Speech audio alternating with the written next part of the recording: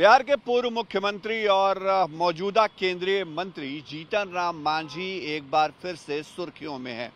दरअसल जीतन राम मांझी अपने बयानों को लेकर के हमेशा चर्चा में बने रहते हैं, लेकिन लोकसभा चुनाव नतीजों के बाद या यूं कह लीजिए कि जीतन राम मांझी ने जब केंद्रीय कैबिनेट में मंत्री पद की शपथ ली, उसके बाद पहली दफे इस बार सुर्खियों में आए हैं।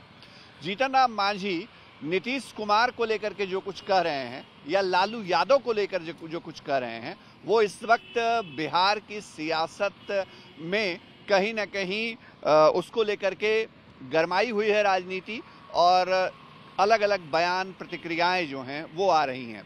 जीतन राम मांझी ने सबसे पहला तीर पूर्व मुख्यमंत्री जो जीतन राम मांझी, उन्होंने सबसे पहला तीर मौजूदा मुख्यमंत्री नीतीश कुमार के ऊपर छोड़ा।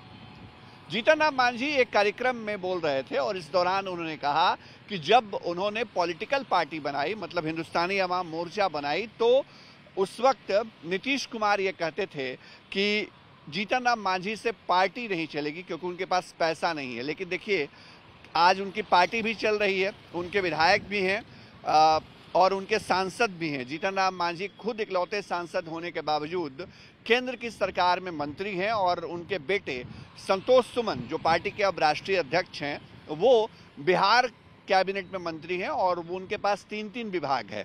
तो जीतन राम मांझी ये कह रहे थे, लगातार नीतीश कुमार का एक तरफ वो आभार भी जताते हैं कि उन्होंने मुख्यमंत्री बनाया, जीतन राम मांझी को मौका दिया, लेकिन साथ ही साथ नीतीश को उनके पुराने बयान की याद भी दिला दी कि क्या कहते थे वो नीतीश कुमार जीतन राम मांझी की पार्टी को लेकर के।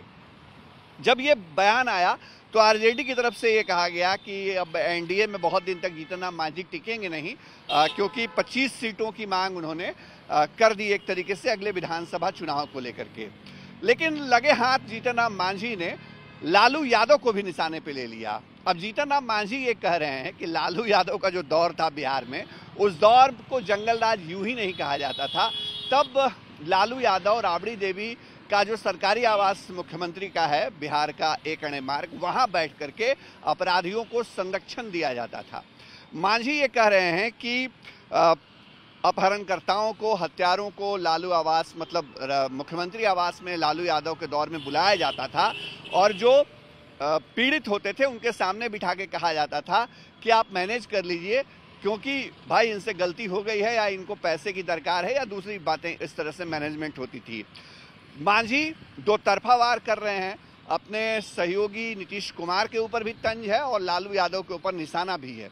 लेकिन मांझी के इस बयान से एनडीए के अंदर फिलहाल थोड़ी बेचैनी भी है। बीजेपी कह रही है कि जो जीतन राम मांझी का बयान है वो बयान वो अपनी पार्टी के लिहाज से दे रहे हैं, इसमें कोई विवाद वाली बात नहीं है।